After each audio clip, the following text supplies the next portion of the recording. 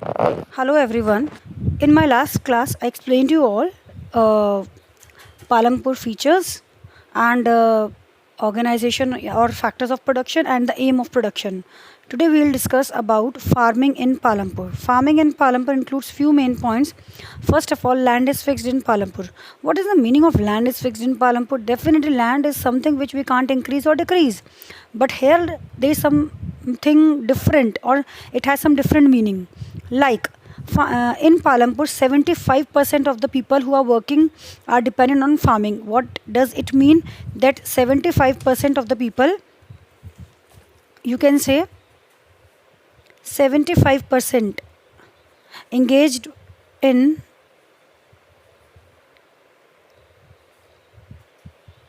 farming activity? Okay, and remaining 25% engaged in non farming activity. Okay, so 75% in farming activities and 25 non farming activities. So what is the meaning of land is fixed in Palampur? Yes, land is fixed in Palampur means since 1960s, there has been no expansion of land in Palampur. Why? Because since the end of 1960s, what happened with them? They convert all the wasteland into cultivable land.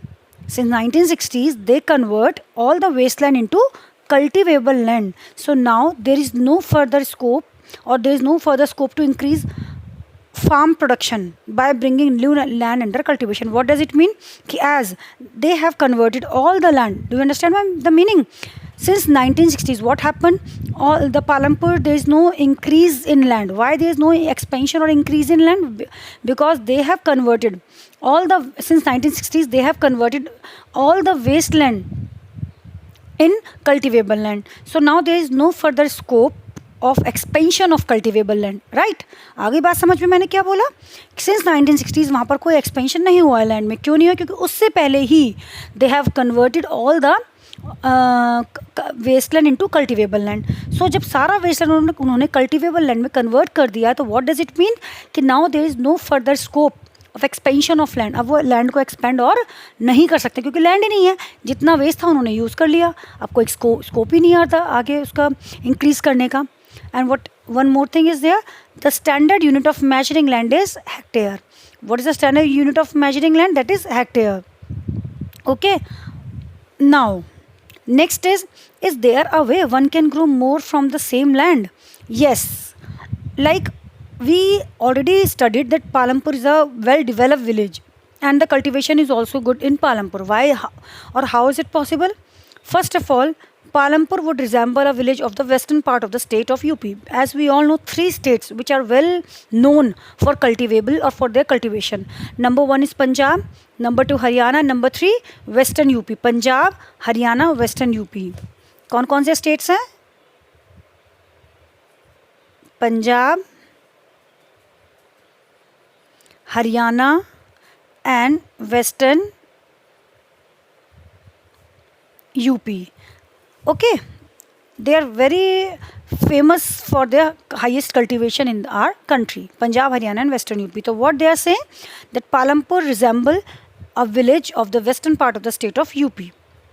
अब as we all know, all land is cultivable in Palampur. What does it mean? अभी हमने पढ़ा है कि land is fixed in Palampur and all of the wasteland is converted into cultivable land. Means no land is left idle. अब वहाँ पर कोई खाली land नहीं है. So now what they will do to increase the production? अभी हम पढ़ेंगे उसके बारे में. During the rainy season Kharif, farmers grow. जब खारिफ सीजन है हमारा, रेनी सीजन है, तो farmers grow jowar and bajra. Okay, jowar and bajra, you know, they're cattle feeders. Next is it is followed up. ज्वार बाजरा हो गया रेनी सीजन. उसके बाद followed by cultivation of potato between October and December. सितंबर तक हमारा rainy season रहा. Then after October and December में क्या करा उन्होंने? Cultivation of potato. In the winter season rabi fields are sown with wheat. अब विंटर में क्या उन्होंने सो करे? वीट. तभी तो वो अभी हार्वेस्ट होते हैं समर्स में हमारे. सो ये हमें बहुत ध्यान से पढ़ना है कि during the rainy season kharif farmers grow jowar and bajra which are used as cattle feeder or cattle feed you can say. Next it is followed by the cultivation of potato. Between October and December, एक sequence है ये. Then in the winter season rabi fields are sown with the wheat. Okay, ये तो बात हमारी समझ में आ गई. अब उसके अलावा अभी हमने पढ़ा था कि the village Palampur has good connectivity as well as they have good means of transportation. So ये सब जो भी वो प्रोड्यूस कर रहे हैं, जो सरप्लस होता है वो कहाँ सेल करते हैं, नियर बाय विलेजेस और मार्केट में. हमने पढ़ा था रायगंज और शाहपुर, वो वहाँ उनको सेल करेंगे. बट उसके अलावा भी और भी चीज़ है कि a part of land area is also devoted to sugar cane. एक लैंड एरिया उन्होंने शुगर केन के लिए डिवोट कर दिया, विच इज़ हार्वेस्टेड, क्योंकि वो once in a year harvest होता है. दैट्स वाई जिसको वो हमने पढ़ा देखा भी था कि जैगरी की फॉर्म में वो ट्रांसपोर्ट भी करते हैं, क्योंकि sugar cane once converted into jaggery, it is then they use to supply और sold it to the nearby villages और टाउन्स. चलिए, ये वाली बात हमें समझ में आई कि कैसे कैसे वो एक ही फील्ड पे मल्टीपल क्रॉप्स ग्रो कर रहे हैं. देख लिया ना हमने कैसे कैसे वो एक ही फील्ड पे मल्टीपल क्रॉप्स ग्रो कर रहे हैं. रेनी सीजन आ गया, देन अक्टूबर दिसंबर आ गया, देन हमारा आ गया आपका विंटर सीजन, और फाइनली उन्होंने बोला sugar cane for the whole year. Okay, अब आता है कि the main reason why farmers are able to grow 3 different crops in a year. वो कह रहे हैं कि हाउ फार्मर इज़ एबल, ये जो हमने कंडीशन देखी, why it is not possible in all the villages. अगर सारे ही विलेजेस ये सब करें तो आई थिंक हमारा तो एग्रीकल्चर प्रोडक्शन बहुत हाई हो जाएगा. But no, that's not possible. Why? Because all the villages are not equally developed और not develop like that of village Palampur. सारे विलेजेस पालमपुर की तरह डेवलप नहीं है. इलेक्ट्रिसिटी प्रॉब्लम और बहुत सारी transportation, communication, there are so many reasons why the villages are not develop.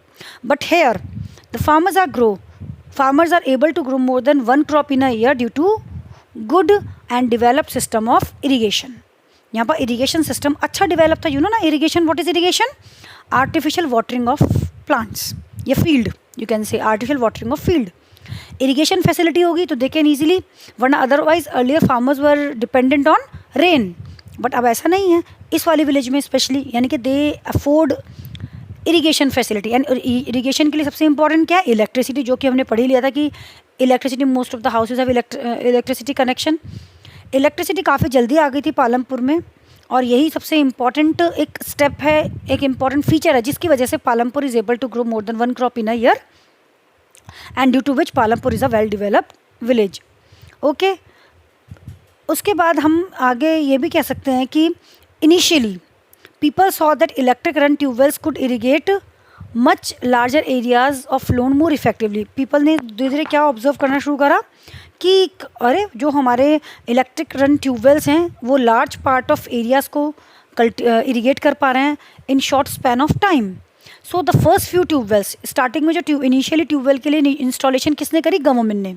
ठीक है, initially first few tubewells were developed और installed by the government. But slowly and gradually, okay, क्या हुआ जब फार्मर्स ने ऑब्जर्व करा कि it is very beneficial for them, तो दे ऑल्सो स्टार्ट, जो only those farmers who are able to afford, उन्होंने क्या करा? They start setting up private tubewells. उन्होंने प्राइवेट ट्यूबवेल सेटअप करना स्टार्ट किया, और as a result by mid 1970s, 60s तक तो हमने पढ़ लिया था, लैंड 60s से पहले फिक्स हो गया था. By mid 1970s, the entire cultivated area of 200 hectares was irrigated. Total cultivated area कितना था वहाँ पर? 200 हेक्टेयर, जो कि पूरा का पूरा इरीगेटेड था. आई वाली बात समझ में? मिड 1970s तक क्या हुआ? We are talking about the village Palampur which is an hypothetical village, imaginary village. क्या हुआ? मिड 1970s तक entire cultivated area of 200 hectares was irrigated. वो पूरा इरीगेट हो गया. Is is clear to everyone? एक बार दोबारा पढ़ लेते हैं हम. ये सीक्वेंसिंग तो हमें समझ में आ ही गया कि कैसे बहुत सारे सीजन के अकॉर्डिंग उन्होंने डिफरेंट क्रॉप्स ग्रो करी. फिर हमने पढ़ा उसका रीज़न क्या है? Irrigation facility. इरिगेशन का रीज़न क्या हो गया? पूरी चेन बन गया आपका. ये इरिगेशन किसकी मदद से हुई? इलेक्ट्रिसिटी की मदद से. और क्योंकि फार्मर्स ने ऑब्जर्व करा कि with the help of electric run tubewells क्या हो रहा है? They are able to irrigate large part of area in a short span of time. फिर उसके लिए इनिशियली किसने हेल्प करी? गवर्नमेंट ने. They installed few tubewells in the village, और उसके बाद slowly and gradually private tubewells भी सेटअप होने लगे, जिसकी मदद से क्या हुआ? बाय मिड 1970 से 2 हेक्टेयर्स लैंड था. Total entire cultivated land Palampur में कितना था? 200 हेक्टेयर, जो कि पूरा का पूरा इरीगेट हो गया. ओके, अब हम आगे आते हैं. एक होता है मल्टीपल क्रॉपिंग. आप सिंपल लैंग्वेज में मल्टीपल क्रॉपिंग क्या होता है बेटा? To grow more than one crop. To grow more than one crop on a piece of land during the year is known as multiple cropping. यानी कि एक ही piece of land पे एक ही साल में एक से ज़्यादा कल्टीवेशन करना, एक से ज़्यादा प्रोडक्शन करना इज़ द मल्टीपल क्रॉपिंग। जो हम यहाँ पर मल्टीपल क्रॉपिंग ही तो हो रही है, एक ही तो लैंड है जिसपे पहले उन्होंने कैटल फीड करा, ज्वार बाजरा, फिर उन्होंने उसी में पोटैटो करा, फिर उन्होंने उसी में वीट भी करा, और उसी का कुछ पोर्शन उन्होंने शुगर केन के लिए भी करा। This is the multiple cropping. So what is multiple cropping? To grow more than one crop, to grow more than one crop on a same piece of land भी लिख सकते हो आप, on a same piece of land during the year. To grow more than one crop on a same piece of land during the year is known as multiple cropping. Is this clear to everyone? Okay, now let's move further. उसके बाद हमने एक और term हमारी बहुत important आती है, yield.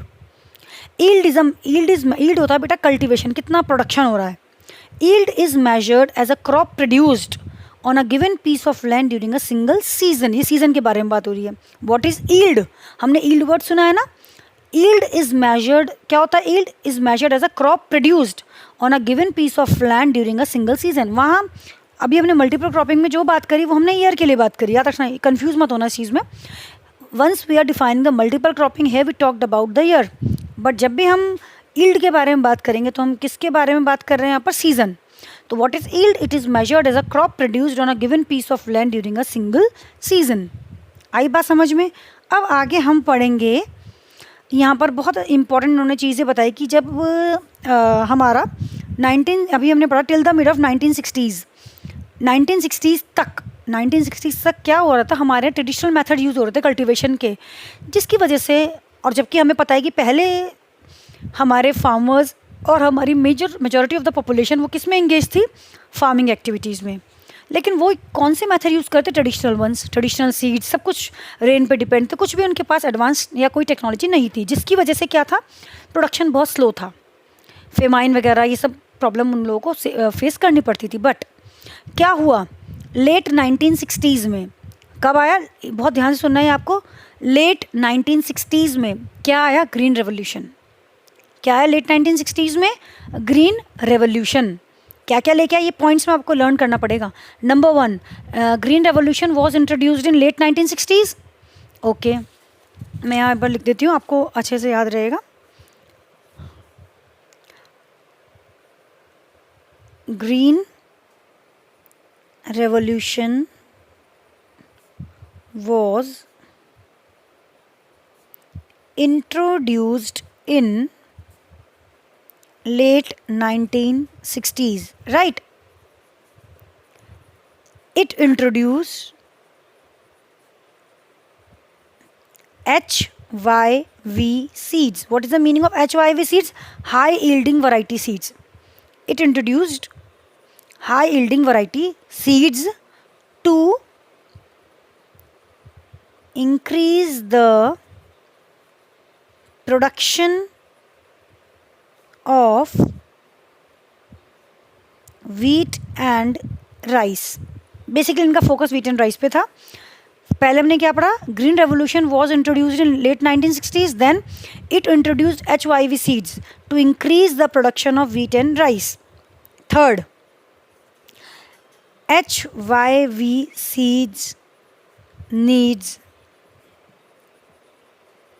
plenty of water, so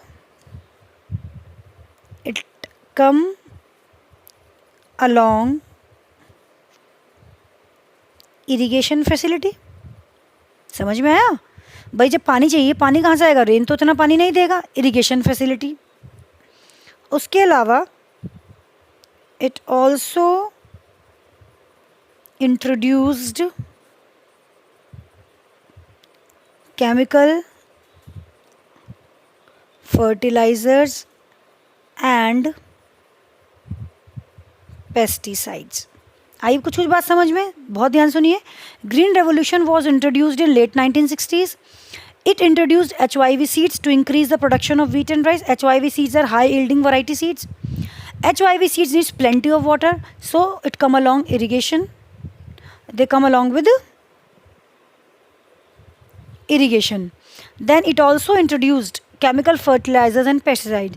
जब ये सारे benefit मिले तो क्या हुआ बेटा कि now farmers are able to produce at least 3 times more than what they are producing earlier. But definitely it is not possible for all the farmers to afford these things. So the benefit of green revolution was mainly taken by 3 states. अभी मैंने कौन कौन से states बताए थे? Punjab, Haryana, western UP. सबसे ज़्यादा इन्होंने बेनिफिट लिया किसका? ग्रीन रेवोल्यूशन का। और इनिशियली वीट का प्रोडक्शन बहुत बढ़ा, फिर उन्होंने रेप्लिकेट किया राइस की तरफ। मतलब इनिशियली उन्होंने पहले वीट को फोकस किया, जब वीट की प्रोडक्शन बहुत बढ़ गई फिर उन्होंने HYV सीड्स को कहाँ ट्रांसफ़र किया? राइस की तरफ, ताकि राइस की प्रोडक्शन भी काफ़ी बढ़ जाए। ये वाली बात आपको सबको समझ में आई? अब बहुत ध्यान से मेरी एक स्टोरी सुनना। स्टोरी है, सिंपल, कुछ नहीं है। मैंने आपको ग्रीन रेवोल्यूशन के बारे में बताया, लेकिन हम हर चीज़ की जानते हैं ना कि हर चीज़ की कुछ एडवांटेजेस भी होती हैं और डिसएडवांटेजेस भी होती हैं, राइट? अभी मैंने बोला ग्रीन रेवोल्यूशन के एडवांटेजेस हमने पढ़ ली कि HYV सीड्स आया जिसकी वजह से प्रोडक्शन बढ़ गया, पहले वीट का, बाद में राइस का, इरिगेशन भी आया, केमिकल फर्टिलाइजर्स भी आए, पेस्टिसाइड्स भी आए। लेकिन अगर हम इसका ड्रॉबैक पढ़ें तो क्या क्या ड्रॉबैक है इसके? सबसे पहले प्लेंटी ऑफ वाटर। जब पानी ज़्यादा चाहिए तो इरिगेशन यूज़ होगा, जब पानी ज़्यादा यूज़ होगा तो हमारा ग्राउंड वाटर लेवल क्या हो जाएगा? डिप्लीट नहीं होगा, हमारे नेचुरल रिसोर्सेज डिप्लीट नहीं होंगे। इस वजह से ऑलरेडी पानी की कितनी कमी ड्रिंकिंग वाटर की, और इरिगेशन फैसिलिटी से क्या हुआ हमारा ड्रॉबैक? सबसे बड़ा ड्रॉबैक, इट डिप्लीट्स। यहाँ मैं लिख देती हूँ ड्रॉबैक्स इसके।